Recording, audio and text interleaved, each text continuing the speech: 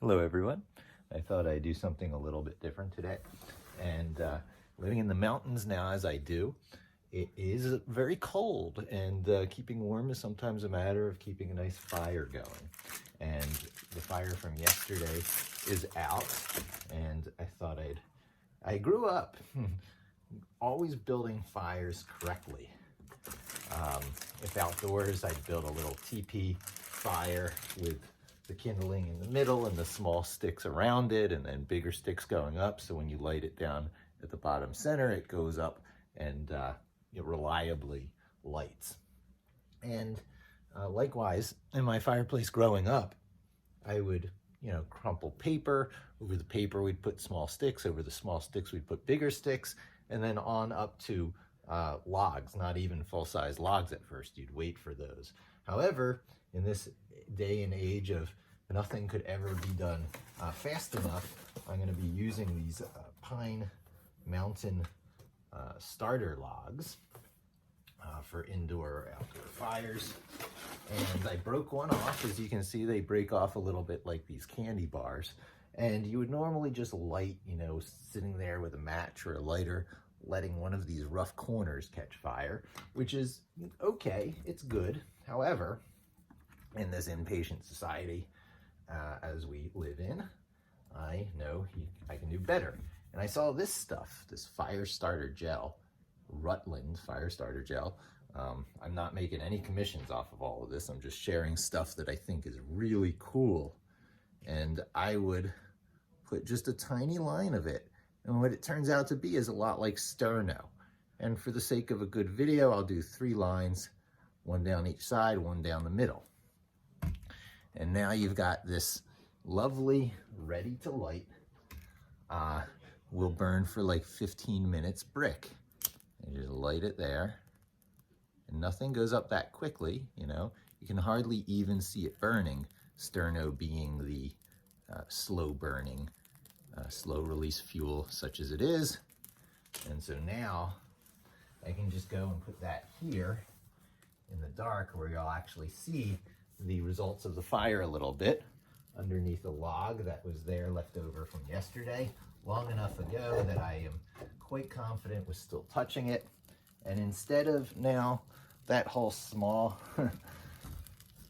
sticks lighting bigger sticks thing, you position that in such a way where it'll have a steady, reliable burn for 15 minutes on a log that'll catch fire. And I'm looking for the best part here. I'm going to put it in like this, so it's a little bit of the bark side, easy light stuff down, not this side, because there's this little indent. I want the embers, the hot embers, to all gather up at the bottom of the log.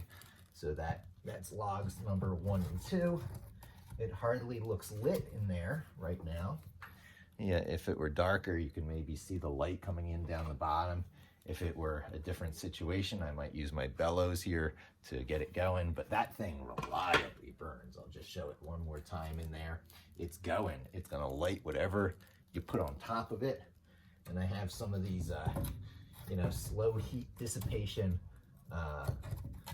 bricks like this spaced throughout in there, so that there's this little ledge that logs sit on as they get their full ember-iness. And so yeah, that's a couple of products working together to pretty reliably start a fire. Once that's going, I'll put the 3rd log in the upper middle. In fact, it's never really too early to do that. These fireplaces are made just big enough so that 2 on the bottom and that 3rd one on top there, that's going to be a good base of coals now for the rest of the day, as I just throw the logs on instead of, getting things started. It's just start it once in the day, and you got good hot air coming out with a fan system like this for the rest of the day. This rock here just lowers the vibration a little bit when this is on its high setting, but we certainly don't want that now because it's not heated up yet. I don't even want that fan yet. And here I have a little visitor who I think I can get her to come out and say hi. Get a surprise visit from Lenny Kitty. It used to be Billy and Sammy and Charlie. Charlie's not is the only one around from the trio anymore, so now it's Charlie and Linny and Charlie. Say hi, Linny. Okay, I'll let you go.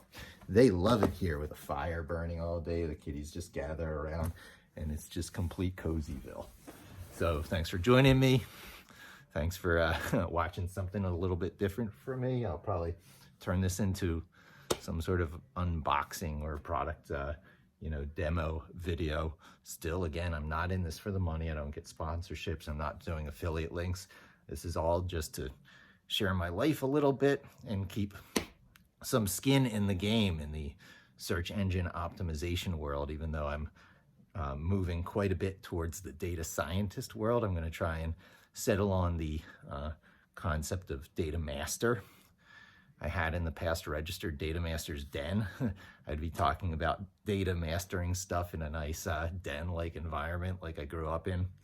I don't know exactly what I'm going to do, but I have registered Lundervond. I think that I'll be telling, technology stories around the campfire to the boys and girls who want to listen now that I'm a 50-year-old and have a little something to say greatly about obsolescence proofing yourself with Linux, Python, Vim, and Git, how Microsoft is jumping on that bandwagon in surprising ways, hiring the creator of Python, buying GitHub, and including Linux with all Windows distributions. So the world is very much changing, and I completely nailed all these things. And the last missing piece is Vim, the VI improved text editor, and other things like it, because you should be getting the benefit of muscle memory over time, the muscle memory of a master craftsman, so you can essentially telepathically control text and just work in that fast way that you see people do in old school movies where they're hacking. Well, it's not really hacking. They just don't have to take their hand away from the mouse, and it looks a lot more advanced than it really is. You spare yourself some carpal tunnel syndrome, a whole bunch of other benefits. You get to stay in the zone or the flow without the interruption of moving your hand away with user interface designs that inherently break you out of the flow or the zone. I'll be warning you away or about, just to be aware of the fact that you will never transport yourself to that far off place, which if done to excess, you'll become a lost soul. Watch the movie Soul, Pixar's latest movie, like Inside Out, but about the human soul and what feeds you and makes you happy. And I don't want to give the punchline away, but it's similar to Frozen in that the punchline is different from what you might expect. 22, I believe, is the main character. I might have called him 21 before, but I got to rewatch that movie because there's a lot in there.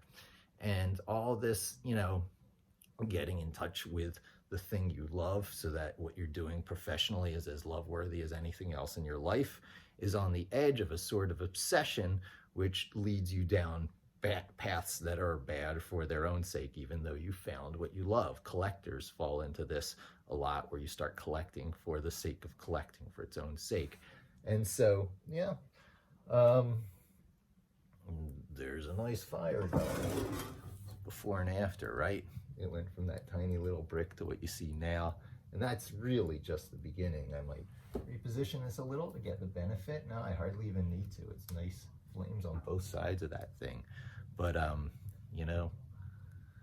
am definitely re-experiencing a lot of the joys of my childhood life, having things in it like this fireplace, which I grew up with, but really haven't had for many decades in my life since I switched to apartment living, mostly in New York City over the past many years.